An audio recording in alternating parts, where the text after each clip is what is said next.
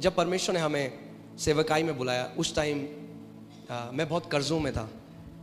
मैं और मेरी जो वाइफ है, हम लोग बहुत कर्ज़ों में थे। बैंक वालों से फ़ोन आते थे, और आपको पता है जब बैंक वाले कर्ज़े के लिए फ़ोन करते हैं तो कितनी बदतमीज़ से बात करते हैं।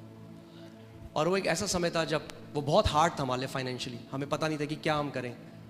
हम लोग सब कुछ करते थे, हम लोग कलीसिया जाते थे, सब कुछ करते थे, मगर तब भी हम लोग आर्थिक रूप में हम लोग स्ट्रगल कर रहे थे।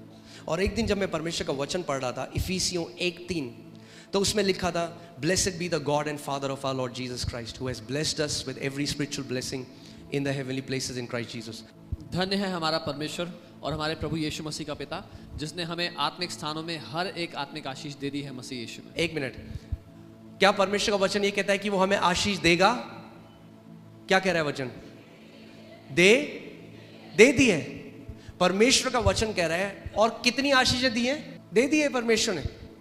आप जानते हैं आपको प्रार्थना करने की जरूरत नहीं है परमेश्वर मुझे आशीष दे, क्योंकि आप परमेश्वर से वो मांग रहे हैं जो उसने पहले ही आपको दे दिया। गॉड ब्लेस मी, अगर आप ये प्रार्थना कर रहे हैं, परमेश्वर कह रहा है पहले ही मैंने कर दिया है। मगर क्या कह रहा है? मेरे लोग क्यों नाश हो रहे हैं? मेरे वचन के ज्ञान की कमी के कारण। जब मैंने ये वचन को पढ़ा तो मैं रुक गया। मैंने कहा परमेश्वर, आपका वचन तो कह रहा है कि आपने मुझे सारी आत्मिक आशीषों से आशीषित करा है, फिर मेरा जीवन ऐसा क्यों है? तो मैंने एक निर्णय लिया। मैंने सोचा मैं इस बात से नहीं जाऊंगा कि मेरी परिस्थिति कैसी है, मेरी फिजिकल सर्कमस्टेंसेस कैसी हैं। मैं इस बात पे खड़ा हो जाऊंगा परमेश्वर का वचन मेरे लिए क्या कहता है। और मैंने सोचा कि मैं उस बीज बोने वाले की तरह बन जाऊंगा। सो मैं कमरे में गया, मैंने दरवाज़ा बंद किया, और 3 घंटे तक मैं केवल इस आयत को बोलता रहा। 3 घंटे तक।